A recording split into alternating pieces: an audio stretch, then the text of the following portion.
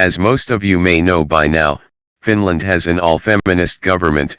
Every single leader of the government parties is a radical third-wave feminist. They call themselves in Finnish, viisikko, in English that means, the five. For some reason they like to dress in all black clothes, which is very unfeminine, but maybe that is exactly the way these women want to be perceived. Some of you may even know that we have a monopoly state-controlled and taxpayer-financed media, called YLE.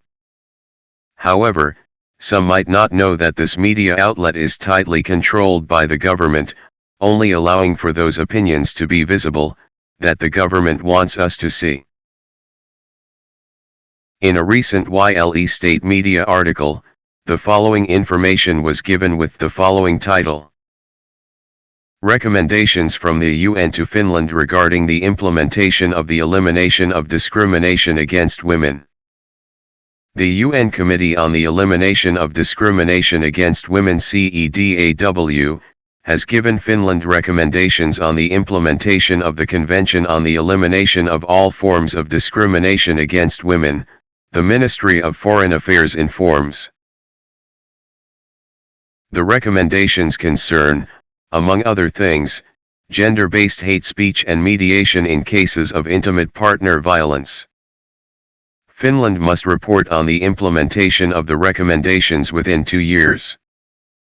The article contains one link to the Interior Ministry, with exactly the same information that this article has. So, on what factual basis is this article based upon, and where are the contradicting opinions to this article, clearly insinuating that women are discriminated in Finland? No facts are given for this claim, and contradicting opinions will not be visible anyway. So I will provide some facts which contradict this article, which insinuates that Finnish men discriminate women, and I will provide my contradicting opinion. Let's have a look at this study called the Women Peace and Security Index, and its latest update from the year 2022. The top 4 performers on the index are all Nordic countries: Norway, Finland, Iceland, and Denmark. Norway is regarded as one of the world's most gender-equal countries.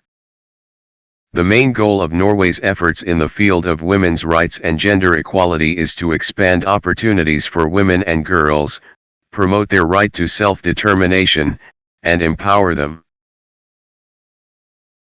And then to the number 2 country, which is Finland.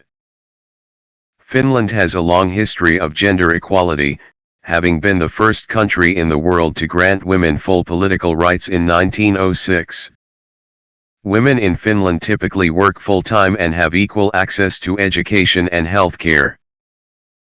It is also where women are most likely to be able to fully engage in the political and economic life of the country. In Finland, men and women are equally represented in the workforce.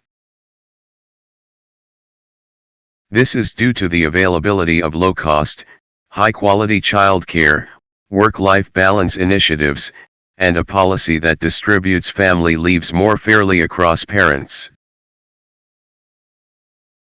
And in my opinion, Finland is the best country in the world for women to live in, better and safer than, for example, Sweden, which has a terrible problem with the huge number of so-called new Swedes which have arrived from certain countries, where women are regarded as inferior and are treated horribly.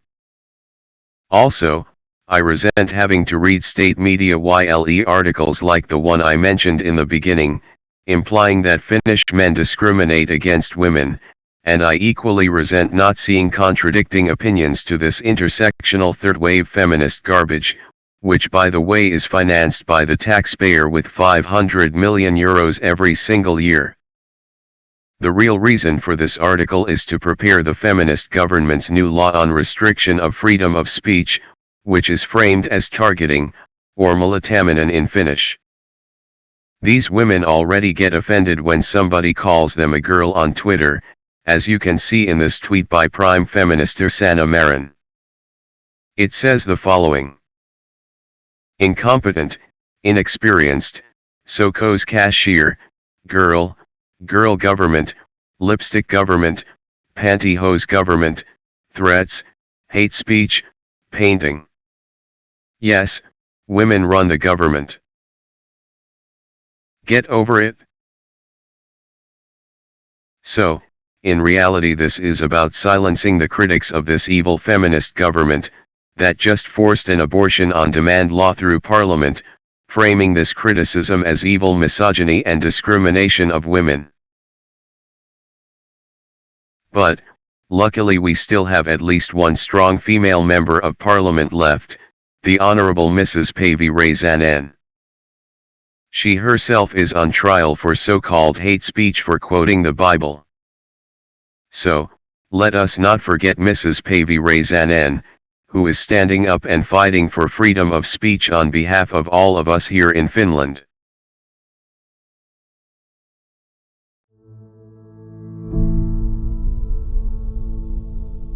I have many supporters in public and also in messages who tell that they are not Christians, they do not agree what I have said, but they defend my right to say what I believe and what I think. And I think that I want to do the same. I want also to defend those people with whom I disagree.